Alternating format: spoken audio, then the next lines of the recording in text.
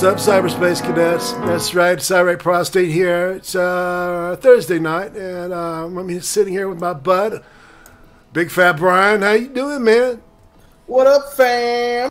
That's right. We're going to sit back, relax, and just talk about some happening stuff, you know, because, I don't know, I've been thinking about a lot of stuff. We took a poll this week, and it was actually a 2-day poll, and had a pretty good response. About 46 people answered it. Your poll lasted 2 days? Yeah, that's only, I only wanted to do it for 2 days just to get. I said, when you use Netflix, what genre are you likely to gravitate to?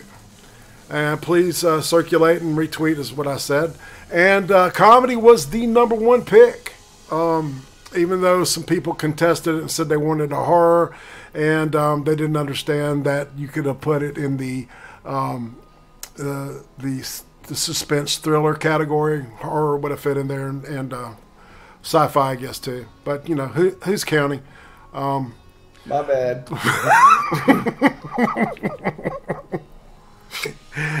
My man was trolling me and shit. It's okay though. I think it's important though that we start doing these Twitter things more often. You know. Oh yeah, they're fun. You know what I'm saying? Get a lot of audience response. You know, I like talking to the audience. Yeah, me too, man. We've been given feedback by a PR firm that to interact more with the chat, and so. We're going to follow that consultation that we've been doing. It's a lot of money we've been spending on that shit. We're going to get every penny's worth out of that. Exactly. We do. With that said, we do have Hannibal O'Neill in the chat. He is one of my favorite guys. He's actually a patron of mine. Well, fantastic. Hey, Hannibal O'Neill, how you doing, man? Sound like a culinary Epicurean, hedonist, perhaps. Anyway, maybe a hedonist if you watch my stuff. Well, yeah. So we're going to be talking about the Norm Macdonald has a show, okay, and it's a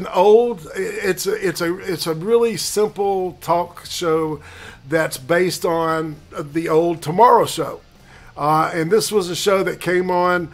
Carson would come on first, and then David Letterman would come on, and then this would come on, and it was this dude named Tom Snyder.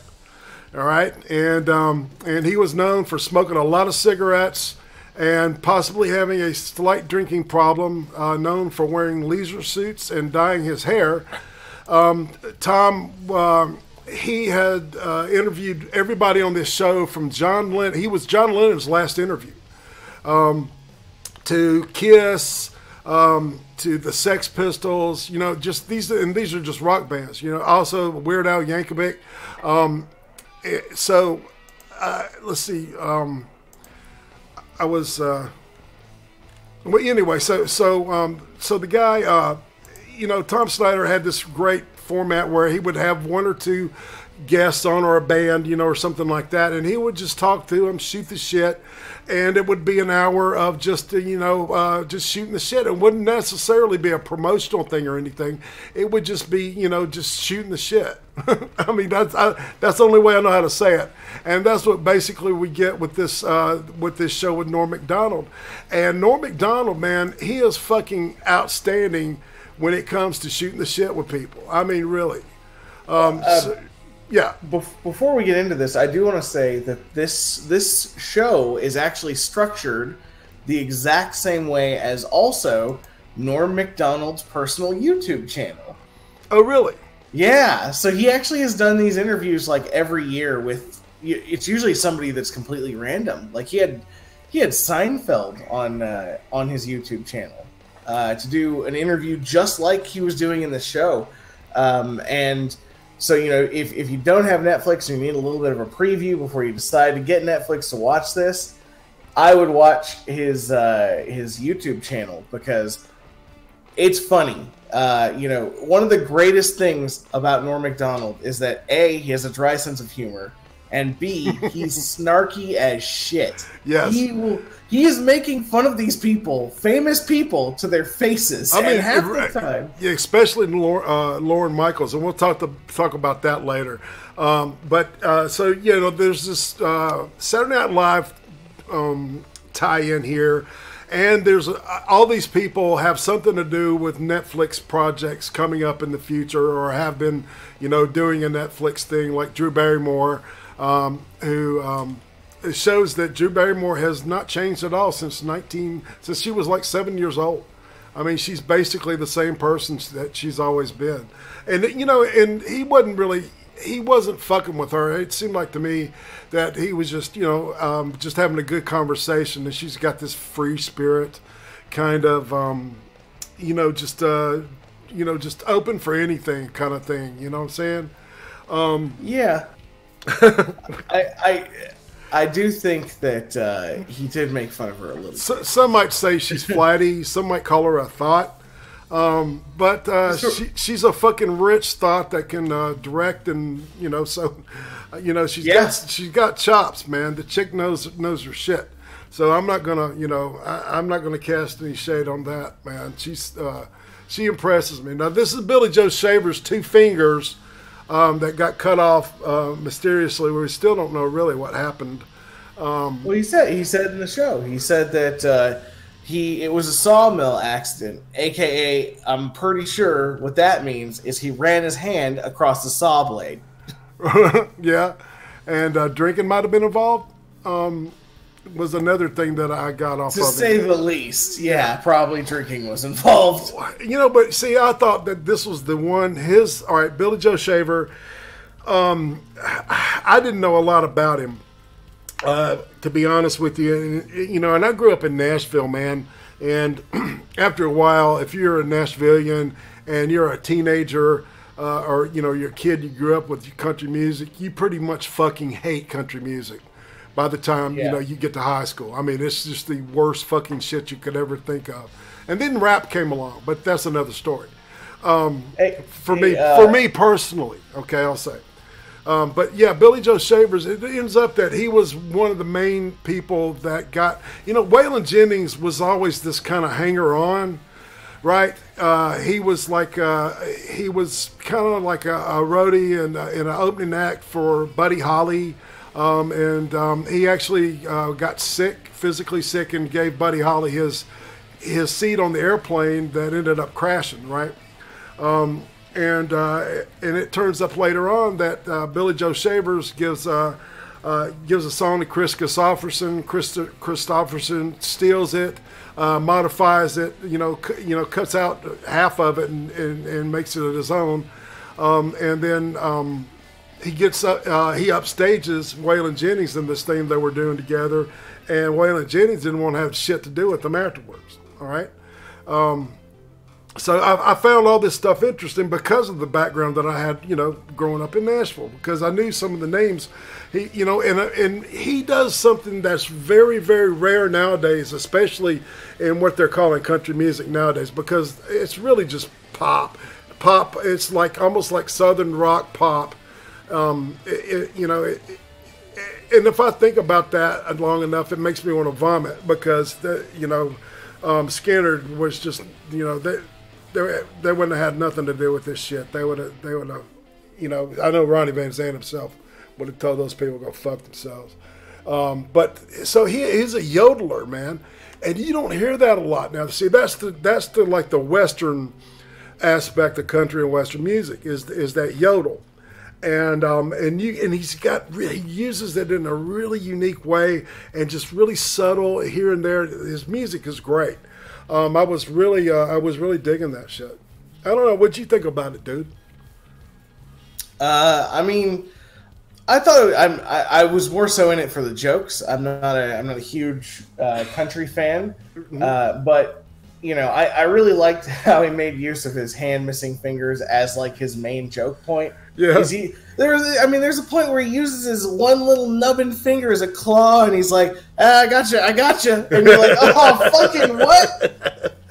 Well, and he was loving the jokes. You could tell that they had spent time together, because it was just like he knew how to fuck with them, right? In a good way. You've got people that you fuck with in a good way, and then you got people you fuck with, and you're fucking like, daring them to get pissed off at you, right? Yeah. And and fucking Norm Macdonald is he's a brilliant, at that subtlety, the subtlety between snark and just. I don't know, man. So his subtlety, maybe not so much. Snarkiness, yes. I mean, because, for instance, like with this whole thing, the reason that we watched this, right, was because he got into a bit of controversy talking about Roseanne, right? And saying that, maybe she didn't really deserve all that. She didn't know the person was black and wouldn't have compared her to a monkey if, she had known that she wasn't black, or she was black. Right. And he got a bunch of flack for that. So what happens? He goes to make his apology, and when he makes his apology, he said, you'd have to have Down syndrome to think I would want somebody to be harassed. And it's like, that is an amazing fucking troll. Come on now. He knows it's going to trigger them. He knows it is. Yeah, exactly. Well, I see what you're saying. I guess being where our age difference is going to matter a little bit here, because of I grew up. I remember seeing the very first episode of Saturday Night Live when it aired. Right, and the reason I watched it was because of the fucking first host was George Carlin, and I was a huge fan. I had like 3 George Carlin albums. I think it was Toledo Window Box, Class Clown, and there was a third one. I can't remember what it is, but the Class Clown's the one was the 7 words you can never say on television. It's my favorite album. I mean, man, when I was 14, I could do that whole album. I mean, both sides without even batting an eye. I had that shit memorized. I love George Carlin. So, so they sucked me in from the very beginning. And being kind of a heavy kid, I gravitated towards Belushi.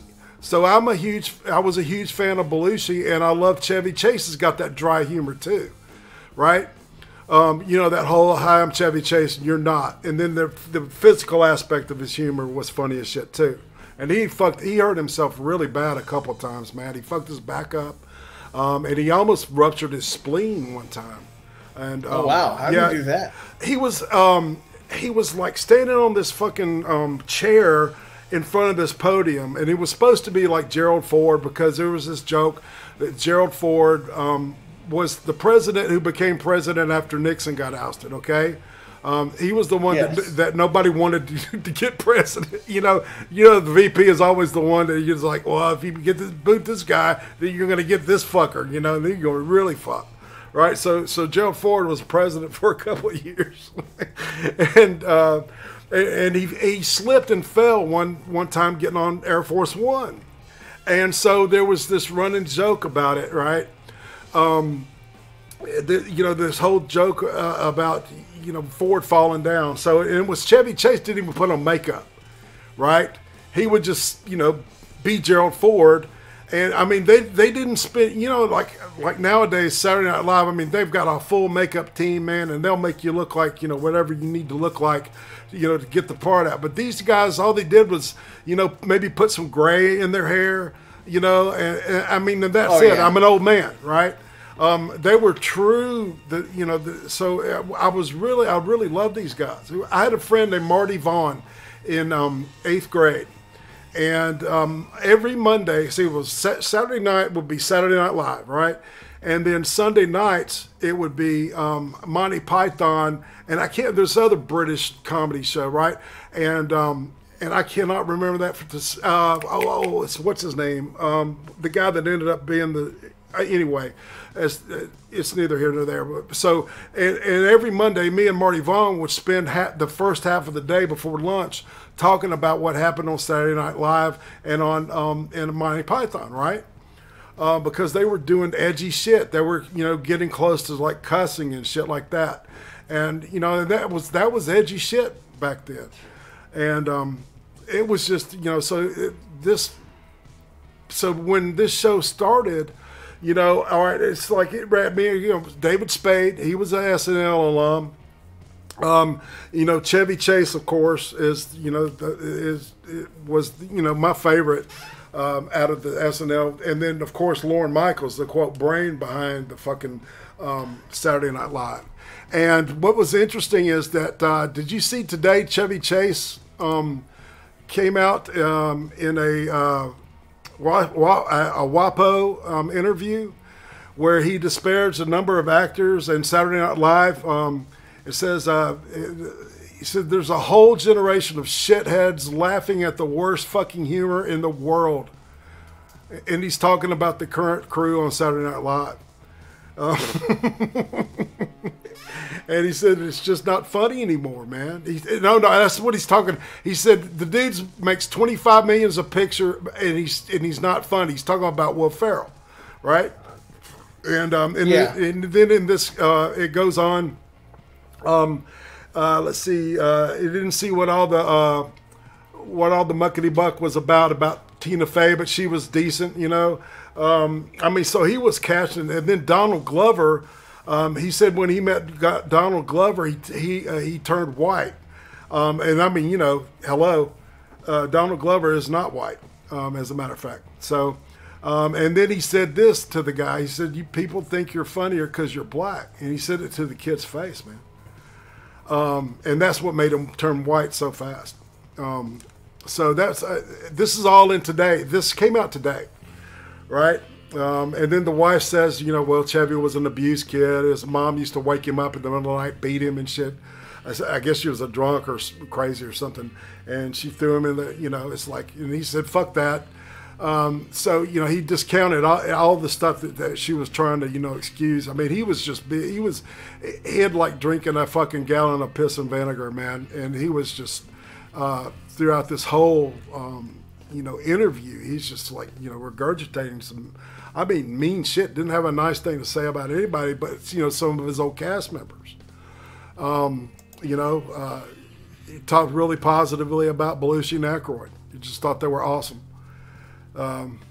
So, you know, anywho, you're like going, what the fuck?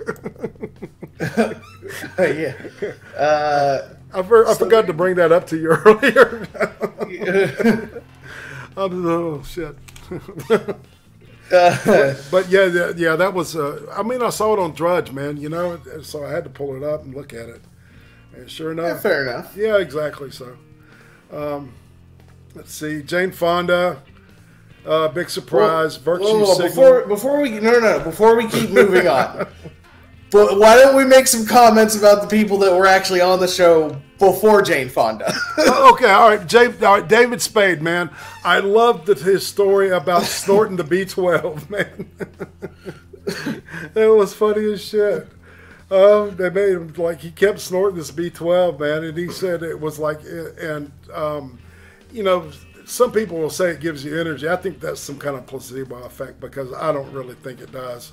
I just, you know, I think that, like I said, it's a placebo thing. But he said he was very energetic after it happened.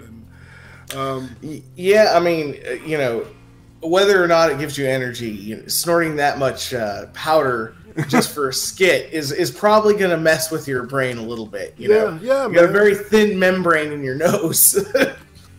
Yeah, and it's easy to fuck that up. Oh yeah, you know, especially with cocaine, man, because it, you know, it numbs everything, and it's a vasoconstrictor, and what that means is that all the capillaries, and you know, and veins and you know, itty bitty arteries in your nose, they all like shrink, right? And after a while, it deadens, and then the your septum, like the cartilage in your septum, can, like, you know, just start falling out, and you know, you end up with this big hole between your septum. So, like, you know, when you like blow your nose, it whistles like. Hannibal O'Neill is saying B12 needs to be injected.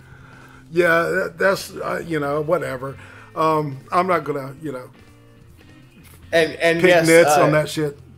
He did comment earlier saying that Norm Macdonald cracked a "How was cocaine" joke at Drew Barrymore. Yeah. Oh yeah, that's right, yeah, man. That was amazing. Yeah, that was funny as shit. And and she answered honestly, man. She said, it was shit. Don't go there. Yeah. She's like, I wouldn't do heroin either because I'm one of those upper girls. And Yeah, I was like, Drew, you're on the air, man. No, I think that was okay. I think that she was just being honest, man. That's who she is. That's the whole point. Yeah, that's true. He wants to capture who the person really is, man, and he nailed that with some of them, man. I mean, holy shit. So, yeah, and David Spade talks about, like, back in the day, if you were a comedian and you got on Carson, okay, you'd go out on Carson, you'd tell your fucking jokes, and if Johnny liked you, he would call you to the couch and talk to you for a little bit, okay? And if you got his blessing, man, that opened all kinds of doors for your ass. I mean, TV series, all that kind of shit, right? So he goes on there and he tells the stage director, says, look, just do what I fucking tell you, okay? You go here, you go stand right here, you tell your jokes, and you get off the fucking stage. And he goes, well, what if Johnny asked me back? No, don't worry, he's not going to ask you to come back. And so he does it. He does his spiel. He tells his joke. And Martin Short had been, had known David Spade, and Martin Short was sitting on the thing with him, and he says, he says, Johnny, why don't you get him back over? So he starts calling him, and David Spade said, he was just too wired, and he walked off stage. And that dude that had told him all that shit before was going, what are you fucking doing? And so he missed his chance, to go out, to go on stage and sit, on the Tonight Show, which would have been a huge boost to his career, which was already going to, take off anyway. Because you talk about snarky humor, man. That dude was fantastic with his snark. I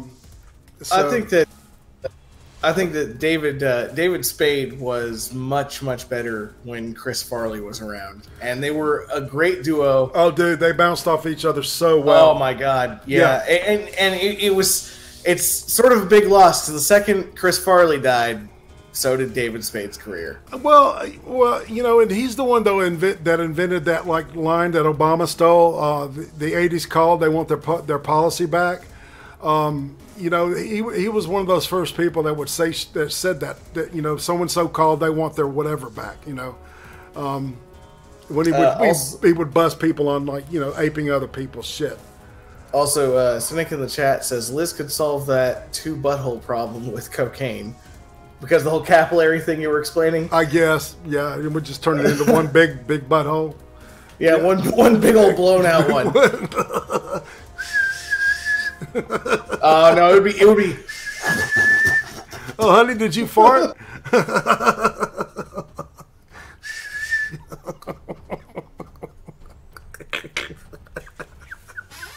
God. So every time I whistle, I think of Chevy. This fucking joke woke me up this morning, man. This is what's so funny. I was trying to tell that joke that Chevy Chase was telling about John Belushi blowing his nose, right? And I woke myself up laughing, man. I swear to God. That was so weird. Have you ever done that, man? Woke yourself up just like coughing or laughing or, anything like that? Oh, yeah, all the time. Yeah. It was funny as shit. And that joke is still making me laugh, man. I swear to God, people, I am stone cold sober. I'm not high on anything whatsoever. Oh, my God. I haven't had a drink in 13 years. Maybe that's the problem. Oh, boy. And so, yeah, I guess we talked about Drew and David a little bit. Judge Judy, man. Dude, Judge Judy was one of my favorites. She's fucking awesome, man. She's like 3 feet tall, and I mean, she's... But man, she's like it's the size of the fight in the dog, man. I wouldn't dare disrespect that woman in front of her face, man. She could chew your ass up and down. I mean, you know what I'm saying? She'd probably make me cry. Oh yeah, yeah. shit. She could easily do that. I love the way that she explained how she uses the law, right? So in her courtroom, she only uses the law that is applicable to the situation, right? AKA, if the law that the person broke is not really applicable to the situation, they don't just apply it anyway, because that's how law is supposed to work. If it doesn't really apply, you're not supposed to screw someone over and apply the law anyway. Yeah, but there are judges that do that anyway. Like she was talking, she hinted that Wapner, and she's sitting here right, that Judge Wapner was that type of judge. She used the example of a dog, where to him a dog was property. Whereas to her, she knew that there was an, emotional investment here, so there was a difference to her. Whereas to Wapner, it was just fucking property. It was like a katana or a can of beer. It was just an item, right? Yeah.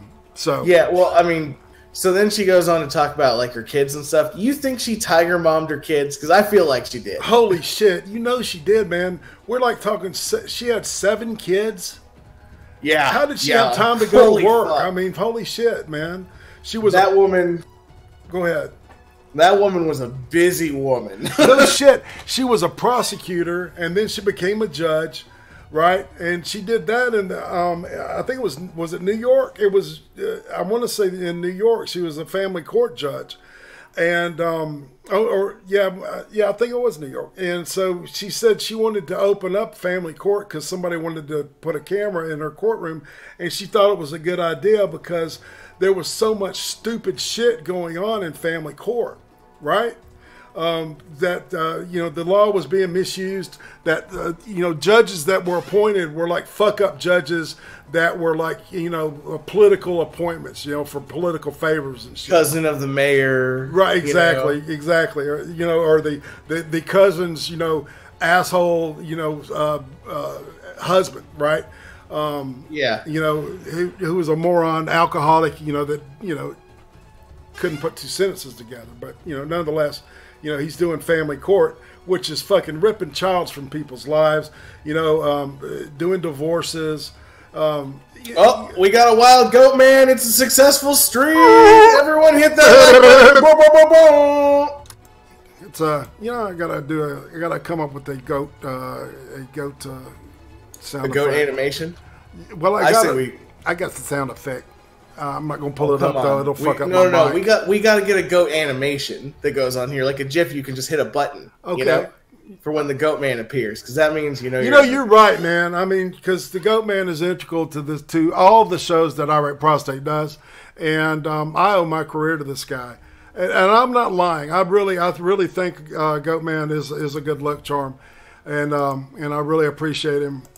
He's really consoles me. The fact that he's there makes me feel better about what I'm doing. So thanks, Goaty. If he sees his shadow, there's going to be 6 more weeks of rain. I don't know if that's necessarily a bad thing with him. You know what I'm saying? Yeah, because he's a goat. He's not a fucking groundhog. Yeah. So I'm just saying hey to everybody. I know I need to interact more with the chat, and I apologize for not doing that. I'm just, man, I'm my own producer, and I'm trying to keep things going. I got Brian here helping me out, so it's difficult for me to remember to keep coming back over here, y'all. It's not that I don't appreciate you guys, because you're excellent. Johnny Hellcat, Atema, Alchem's Router, it's awesome to see all of y'all. Nightbot, thanks for showing up. P. Burns, oh, buddy, you need to go to the doc about that little, I don't know, little penicillin. Little penicillin goes a long way. Got the clap. T-Rump, like that. Occam's Router again, amen. Seeing Gulf City Stoned Monkey. What is up? I said hey to you earlier. And Cynic, of course, so... an alum of this show, perhaps. Not perhaps, actually, he is an alum. So. Anywho. He helped us out with that lovely true crime. Yes, it was awesome.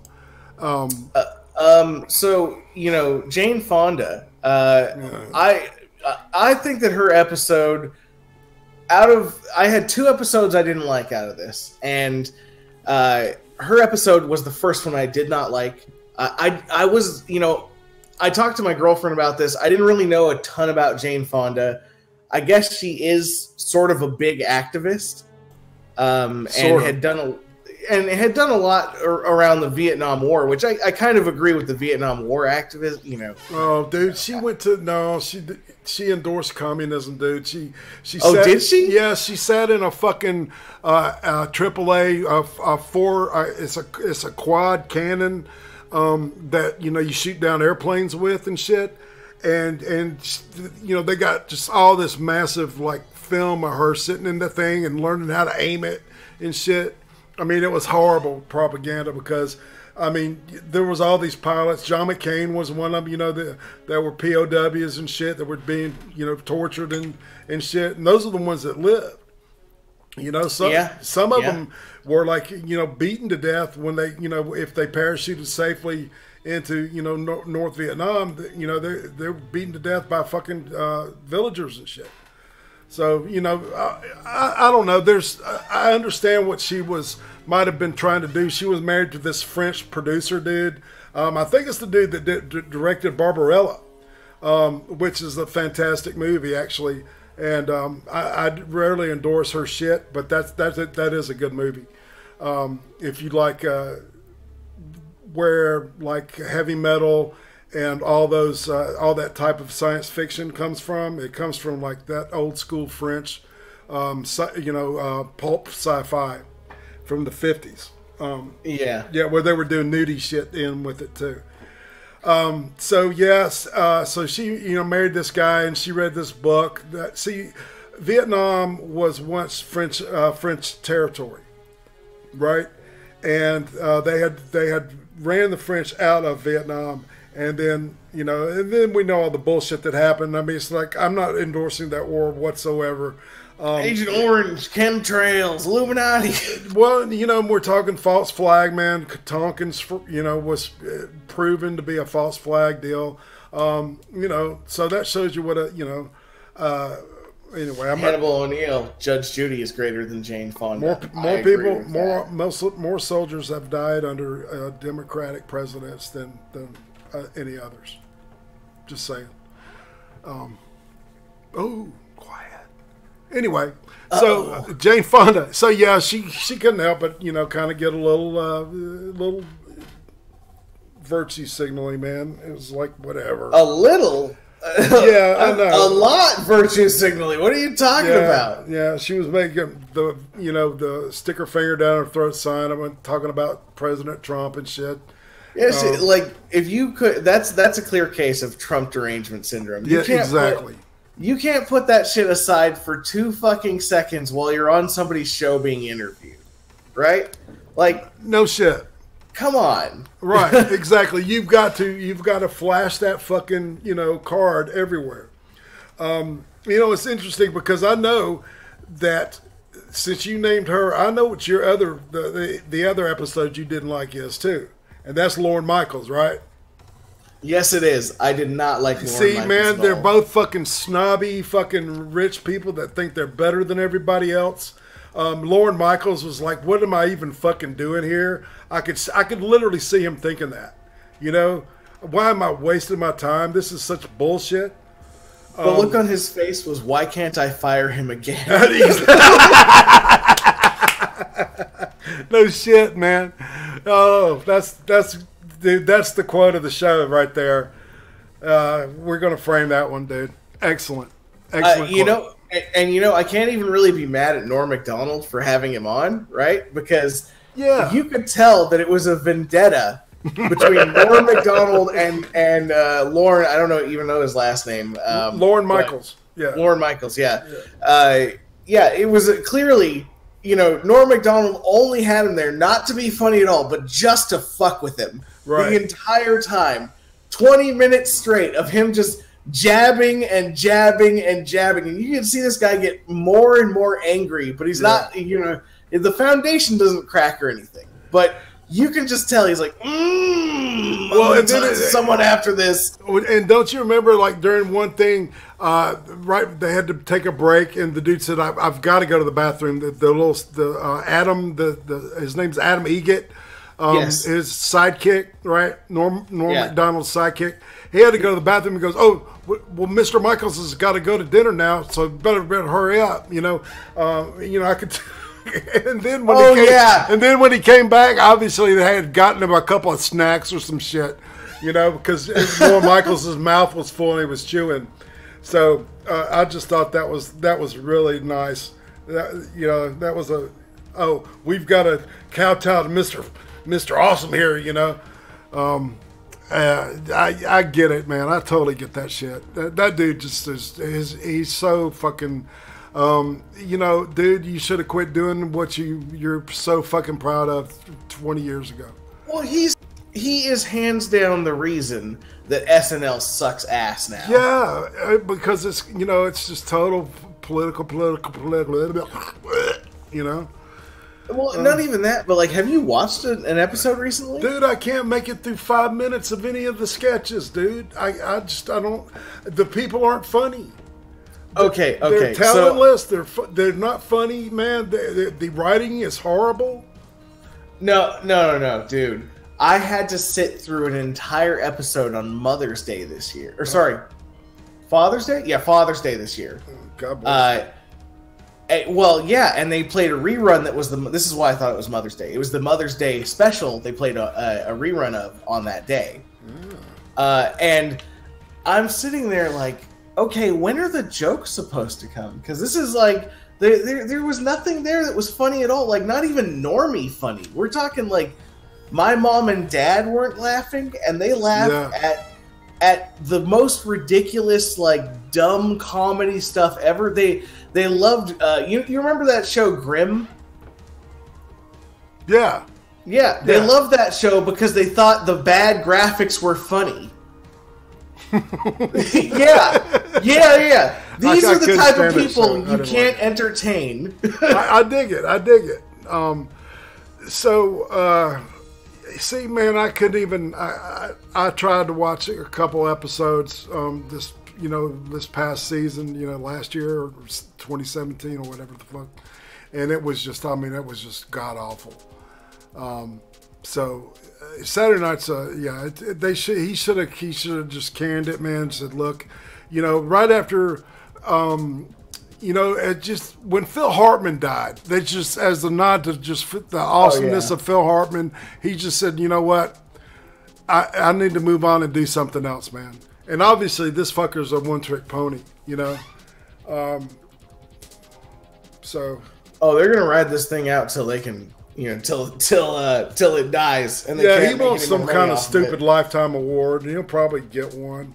The Lifetime Handjob Award.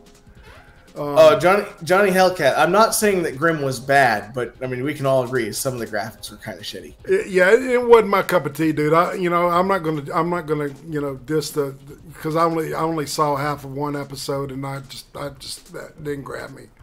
You know how some people aren't into fucking, Game of Thrones. It's like, I get it. So, fair enough. There's, like my grandmother always said, there's always a fool for a fool. In other words, there's always some kind of entertainment for somebody, man. There's so much shit out there, especially now that we've got the interwebs and streaming. For fuck's sake. Well, this is the best time, man. If you like storytelling, this is the best time to be alive, in my opinion. Just for access, the access that we have to such talented production, We say that now, and then 10 years from now, we'll have Neuralinks where we can play video games in our head, and we'll be like, no, this is the best time. This was way better, Well, whatever. I'm just saying, the only thing that compares to this era is the mid 60s. When it was just like crazy shit, everything goes, Bewitched, The Flying Nun. I mean, just all kinds of stupid shit. Just, throwing spaghetti, Get Smart. And it was all cleverly written and had fucking good music and shit. Even the music, it was like this jazz, leftover big band shit, man. It was really good. Listen to the Jetsons. That's a great example of a fucking killer song that opened the show every, and most people, you hear it, bum, bum, bum, bum. I mean, that's a really difficult musically to play. Trust me.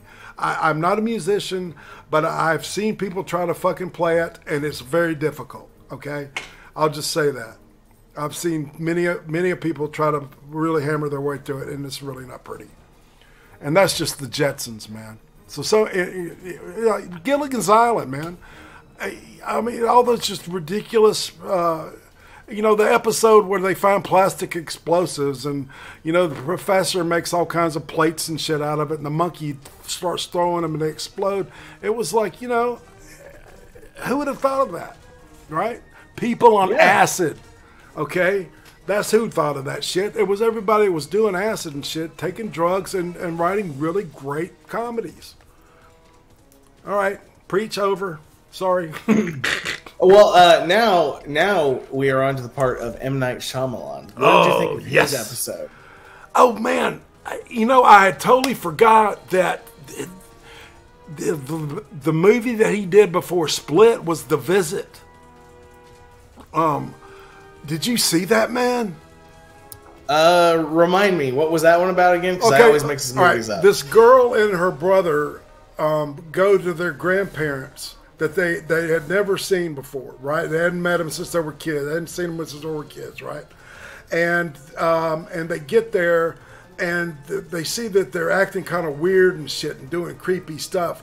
And it ends up that, it's just incredibly great the way that, Shyamalan he'll take you down one road and then boom, he'll slap you upside the head and you'll be going, oh shit. I looked it up and I have seen this movie. Yes. No, that was. I love the call at the end. I don't want to give it away, but the call at the end is amazing. Well, and see, that's the whole point is that, and if you show it to somebody, they won't connect it to Shyamalan, right? Because of the stuff, all right. So he did the I See Dead People. What's the name of that movie? Fuck, it's just run out of my head. That movie, Lady in the Water. And then fucking The Village. No. Back it up. He did that, and then he did fucking the one that Unbreakable. That's it, right? Which was just fantastic, right? I can't wait for Glass to come out. Well, see, and that's what I'm saying. This is going to be his trilogy, man. The great. What? You cut out for a second. This is going to be like the great 5 movies of this guy. I mean, he is. If you take these 5 movies, I believe I've got a feeling that Glass is just going to be ridiculously, insanely good. I just got my gut to see. All right, Signs, right. And then The Village was like, oh, come on, man. I saw this shit coming. Okay, hold on. And then the one after that was the worst with the fucking trees, man. I was totally checked out. I was like, Shyamalan, you have lost me, dude. Well, I do want to say that Unbreakable, I know a lot of people did not like that movie. Oh my God. I really liked that movie. Dude, that's genius movie, man. Yes, it was great. It's a love letter to comic books. I mean, who's, you know what I'm saying? I don't see anybody who loved comic books, who's a fan of the genre of horror, could not see how awesome that was. The whole build up, and then you realize his insanity, man, that this dude had to find that hero, and the only way he could find that hero was by killing all those people. And it was just like, holy shit. It was genius. I mean, you look, man, I rarely give head to so many fucking people, but man, this was a good show, man, and it was a good group of folks. If you take Lorne Michaels and what's her name, Jane Fonda out, it's really excellent, man. I would give it a solid. I'm going to go ahead and score it. Fuck it, I'm giving it a 10. I'm looking forward to seeing it next year. That's how much I like it. And I didn't even know about the shit that's on YouTube. So guess what I'm going to be watching? I'm going to be looking on YouTube and watching all the shit that I missed. Because this blew my mind. Oh, yeah, and Billy, the country dude talking about fucking watermelons. Hello? Can you not hear me? You cut out for like 2 seconds there. The Billy Joe Shaver was talking about fucking watermelons. Remember that? Yes, yes, I do. That's great. That dude is, I mean, it's like, he he embodies like Southern charm, wisdom, and just simple. He's just keep it simple, man. You don't have to dress it up. Just tell me the truth. Like I was saying about the YouTube stuff, though, the YouTube stuff is a slightly more edgy than what I would imagine. Yeah, Netflix. Yeah. Given what he said, about Roseanne and stuff, I'm sure he was a lot more opinionated, and he doesn't always lean to the left. It sounds like to me, like he likes to, think on his own because he's Quebecois, which I thought was interesting too. Lorne Michaels is Canadian. Let's see, David Spade was not Canadian. Chase was not Canadian. Let's see, Belushi wasn't Canadian. So the only two Canadians in that bunch were just Lorne Michaels and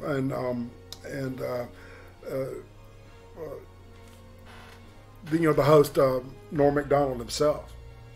Yeah. So,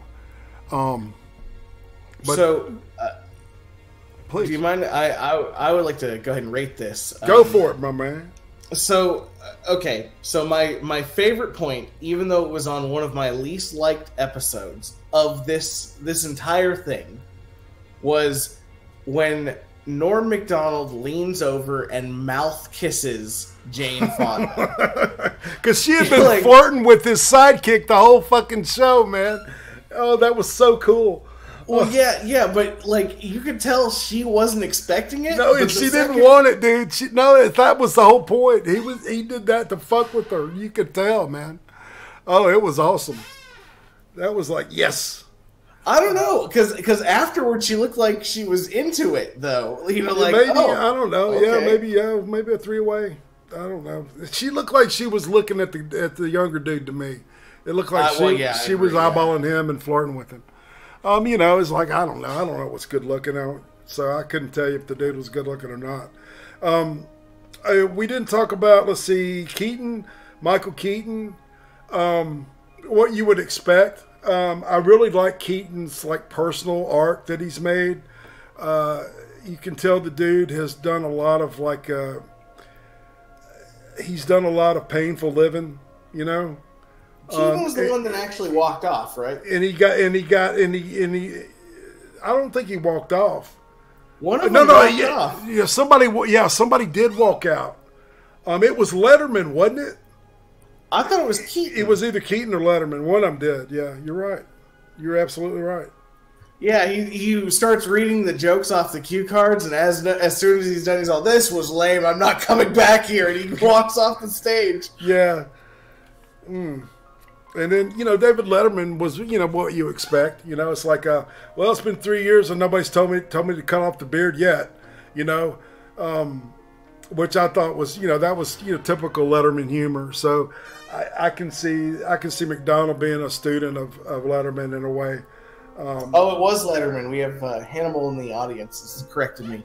Oh, it was Letterman then. Okay. All right. Well, cool. Thanks, Hannibal. Back in my play, bro. We also have Mad Dodge, and a Wild Fox appears, and Michael Hatfield just showed up. Hey, Michael Hatfield. How you doing, man? Mad Dodge, what's up, bro? You need a ranch, don't you?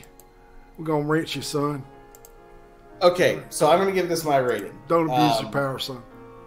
My rating for this show is a solid 9 out of 10. Okay. The only reason it didn't get a 10 out of 10 was because it could have been better with different guests. I don't know why they got Jane Fonda on. Because I guarantee you she's got a project with Netflix coming up. These were all Netflix gigs. If you notice, even the Billy Joe Shaver, I think he's got something coming up on Netflix. I'll have to verify that, and I'll put it in the notes afterwards. Just remind me, but I'll verify all that. I'm sorry I didn't do so beforehand. That's just shitty prep on my part. Sorry about that. I understand Lorne Michaels because of the history and everything, but Jane Fonda, to me, out of all of them, seemed the most out of place. Like, why would you put those two people in the same room? Yeah. She's obviously got something coming up, I mean, she's probably, about ready to do On Golden Pond with her children. Her version of On Golden Pond. That was a joke. Oh! Jane Fonda has that Netflix series with Lily Tomlin and someone else. Said Johnny Hellcat. Thank you, Johnny. I knew there was a Netflix connection. Because Drew Barrymore's got that San Clarita diet, which is, I'll be honest, I didn't think it was that great. Oh, she's got to eat people as a zombie. Okay, all right, I get it. It's a very chick appealing show. Well, it's like Bewitched, but instead of being a witch, she's a zombie, right? Okay, I got it. All right, and she's not exactly super hot. Right. Well, she's like she's got a mom bod, dude. She likes she's not doing that booger sugar no more, so she's putting on a couple pounds and shit. Well, I mean, to be fair, she is. I'm not saying that. Oh man, she's ugly. She's what, like 45 years old? Everyone gets a little less hot when they're 45. I don't know, man. You should see Uzi Q, man. She is rocking it. I'm telling you, dude. Yeah, well, there are some exceptions. There are exceptions, man. I guarantee you. Boggles my mind. Let's see. Other than Barrymore, Spade. I think we touched on everybody, pretty much. But I really love the yodel. That yodel, man. That's one thing that's been missing out of country for a long time, man. They need to bring back just real country music for people, so they can just get an idea of what real country music's about, instead of this bullshit that they're trying to pass for country music. It was really just fucking MTV shit. Turn on the CMT channel. Oh, you got MTV. With, pretty much. With that gorgeous blonde that won American Idol that year. I would also like to suggest that people watch, since we're talking about Norm Macdonald in this show, his show was great. I really, really, really, really loved his stand-up, the Netflix special he did called Hitler's Dog. Yeah, it's fucking spectacular. It is, and I don't give out 10 out of 10s very often. Without us reviewing it or anything, I'm giving that thing a 10 out of 10. You need to watch it if you like this. All right. Seriously, it's hilarious. Let me say hey to Ortiz 805. What's up, man? All right, Uzi's a little under the weather, man. Y'all give her some loving, blow her some kisses, y'all. Get well soon, Uzi. Yeah. Feel better, baby. P. Burns, you're still happening. You're not going to get a wrench yet. You got to prove yourself to me. You got to maybe I don't know. We'll talk about it.